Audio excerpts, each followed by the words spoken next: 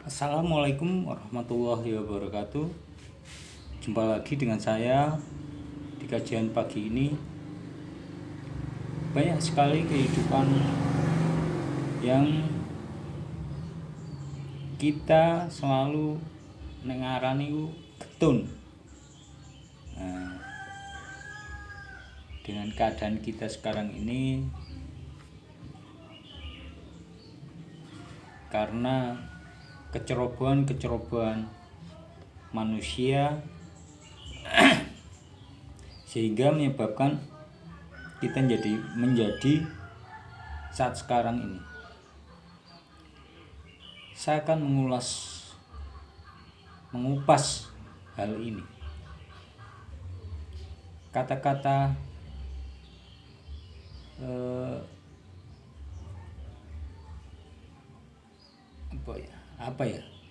getun itu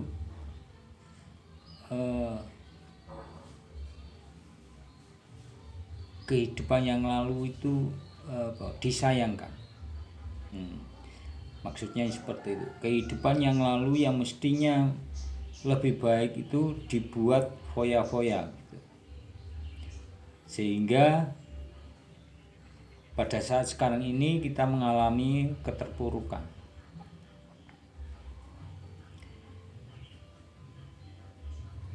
Dengan membahas topik itu, kita akan melihat sebagaimana Allah telah mengubah manusia, mempertemukan manusia dengan manusia yang lain, memberi pengetahuan, mendapatkan ilmu pengetahuan yang sudah dipersiapkan sebelumnya. Itu bisa untuk memahami bahwasanya kita memang dikendalikan oleh takdir dari Allah Subhanahu wa Ta'ala.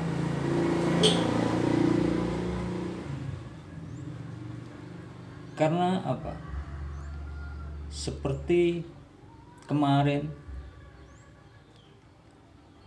ada orang yang curhat kepada saya bahwa dia merasa kehidupannya itu mengalami kekurangan materi, atau karena dulunya dia itu terlalu bersenang-senang, terlalu foya-foya, sehingga di kehidupan sekarang ini dia mengalami ketidaksenangan atau ketidakbahagiaan dengan keadaannya sekarang.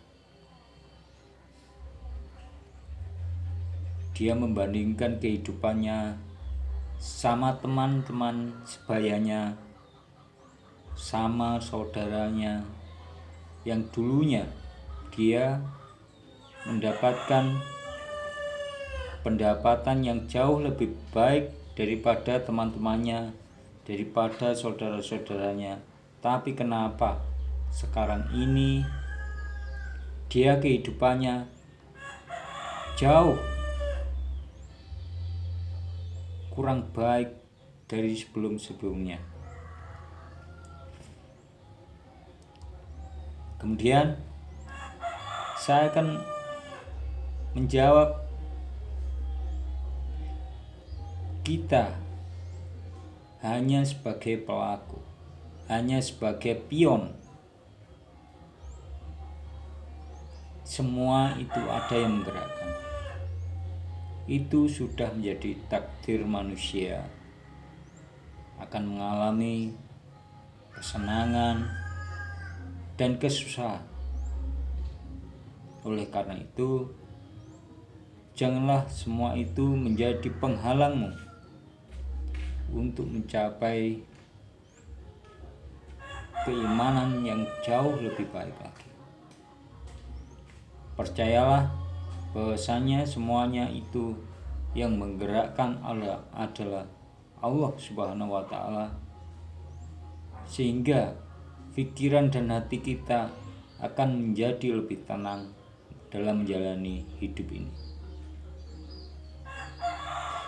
Karena takdir manusia yang sudah dituliskan mulai dari lahir sampai akhir hayatnya, dia akan diberi oleh Allah, yaitu berupa pengetahuan, berupa temannya seperti apa, apakah nantinya temannya itu bermanfaat untuk dia ataukah tidak. Itu semua adalah kehendak Allah.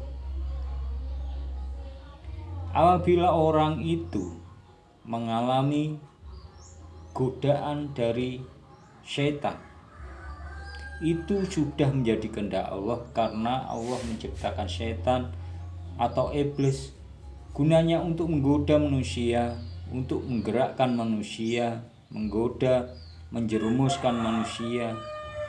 Itu sudah ditakdirkan oleh manusia, oleh Allah, bahwasanya orang ini nantinya harus arahnya menuju ke hal yang jelek dulu sebelum mengalami hal yang lebih baik lagi. Itu sudah diatur oleh Allah. Karena yakinlah Allah itu Maha Kuasa atas segalanya. Jangankan setan atau iblis atau malaikat, seluruh alam semesta, seluruh alam gaib itu diatur oleh Allah Subhanahu wa Ta'ala. Maka jangan berkecil hati, jangan merasa hina, karena di balik kekurangan kita pasti ada kekayaan di dalam dirimu. Entah itu berupa kesabaranmu, berupa keikhlasanmu, berupa rasa bersyukurmu. Kita adu dengan orang-orang yang sukses dalam duniawi. Mungkin dia banyak hartanya, tetapi belum tentu dia akan kaya hati.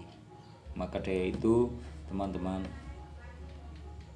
apabila kamu belum mencapai kesuksesan, maka beralihlah kesuksesanmu dalam dunia ukhrawi. Beralihlah kesuksesanmu dalam dunia pengetahuan, karena sebaik-baik orang adalah memperbanyak ilmu, pengetahuan, dan keimanan yang tinggi. Itu jauh lebih baik, dan bahkan di bawah sampai mati pun akan merasa kamu adalah orang yang menang dalam hidupmu. Jadi sangat jelas, Allah yang Maha Pengatur dunia ini, yang mengatur kita dari mulai kita lahir, kemudian menjadi anak-anak, tingkah laku kita seperti apa, tabiat kita seperti apa, perilaku kita seperti apa. Ketahuilah bahwa semuanya itu sudah dituliskan oleh Allah Subhanahu wa Ta'ala, karena takdir kita harus melewati jalan-jalan yang berliku. Ada yang sejak lahir itu hidupnya enak, ada juga yang sejak lahir hidupnya susah, tapi ada juga dari lahir hidupnya susah, kemudian di tengah-tengahnya dia akan hidupnya enak. Macam-macam manusia itu. Allah menciptakan takdir dari manusia itu bermacam-macam. Jadi janganlah kamu menjelekkan orang lain. Belum tentu orang yang kamu jelekkan itu jauh lebih baik daripada dirimu. Kita harus menyadari bahwasanya kita kembalikan lagi kepada Allah. Allah telah menciptakan orang seperti itu. Kita hargai. Bila kita mampu menghargai ciptaan-ciptaan Allah, kita melihat ketakjuban dari ciptaan Allah seperti halnya perbuatan manusia, sifat manusia yang jelek atau kurang baik kemudian kita bicarakan, itulah kurang baik. Tapi kita melihatnya bahwasanya Allah menciptakan orang itu dengan sifat dan karakter seperti itu yang mungkin sangat bertentangan dengan sifat kita. Apabila kita tidak mengembalikan lagi alam pikiran kita, hati kita kepada Allah Subhanahu wa taala, maka hal itu akan menjadi pemicu ketidakharmonisan hubungan dengan manusia yang lain. Justru kita harus melihat ketakjuban ciptaan dari Allah. Berusahalah untuk mencari keimanan di setiap langkahmu, di setiap nafasmu. Semoga engkau, saudara-saudara sekalian, menjadi orang yang bermanfaat, menjadi orang yang berguna bagi dirimu sendiri dengan pengetahuan dan pengalamanmu, dan juga bagi orang lain. Akhir kalam, assalamualaikum warahmatullahi wabarakatuh.